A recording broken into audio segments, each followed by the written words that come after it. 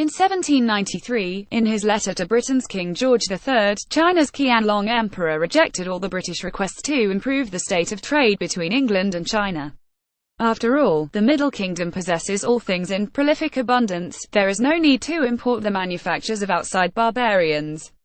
Half a century later, China was defeated by Britain in the Opium Wars, and started to rethink its place in the world.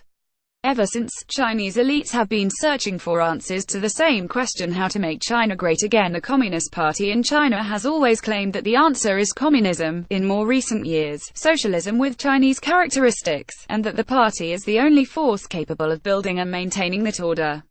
This claim has been driven home as strongly as ever at this year's 19th Party Congress, an important meeting of the party that only happens once every 5 years. The Chinese President, Xi Jinping, inaugurated the Congress with a 3-20-minute opening speech.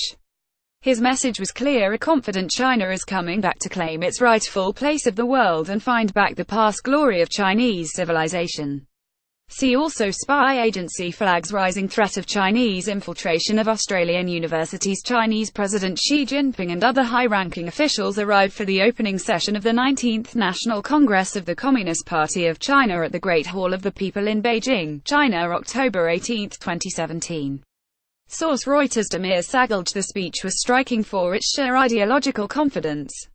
The party has always set great store by ideological and theoretical innovation, and Xi is clearly intent on continuing the tradition. His preferred framing, socialism with Chinese characteristics for a new era, is supposedly the new great ideological direction, a successor to the party's past guiding philosophies: Mao Zedong thought, Deng Xiaoping theory, 3 represents, and scientific outlook on development. So far, so traditional, another somewhat dull ideological brand for the party's plans. But Xi's speech also issued a politically urgent appeal to the general public to be more confident about the current one-party system.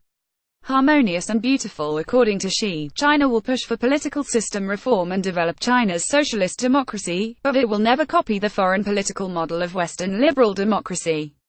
Almost every party congress emphasizes this point, but this year, the party is driving it home as confidently and assertively as ever. Chinese state propaganda consistently warns that were Western liberal democracy imported to China, it would only drag the country into chaos and instability.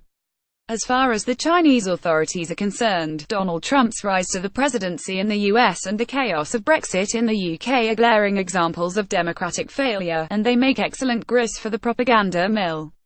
Xi and the party are confident that the shifting international landscape is also in China's favor, perhaps more than ever in modern history.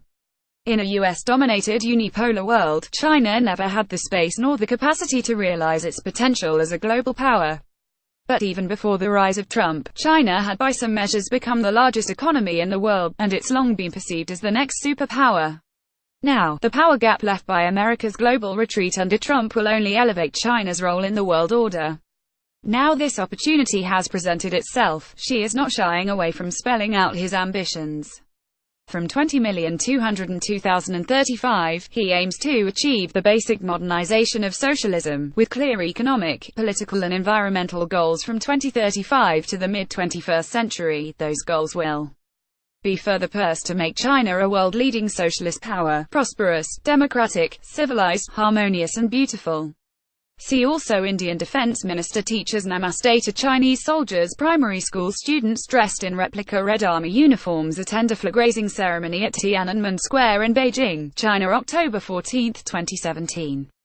Picture taken October 14, 2017. Source: Reuters. In his speech to the Congress, he also announced a more specific goal: China will continue to develop a strong army. The word military appeared in Xi's speech 86 times, more than ever before. According to Xi's speech, China will complete the basic modernization of its army in 2035, and by the mid-21st century, it will boast a world-class military under party command. On this front, China doesn't have far to go. Its military budget, after all, is already the second largest in the world. But Xi's plan is much more ambitious. He wants an army that can deliver military victories, and that cannot be achieved by economic resources alone. To some extent, the party has already achieved its goals by inspiring domestic nationalists who consider a strong military force crucial to prevent a return to China's centuries of humiliation. Over only and a half centuries after the defeat of the Opium Wars, China is still looking for the way to make it great again.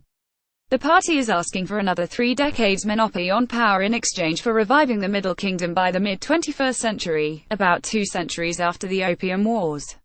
And it might just have convinced the Chinese people that it is the only force that can conceivably make that happen. By Jing'an Zheng, Senior Lecturer in International Relations, Royal Holloway. Originally published on The Conversation.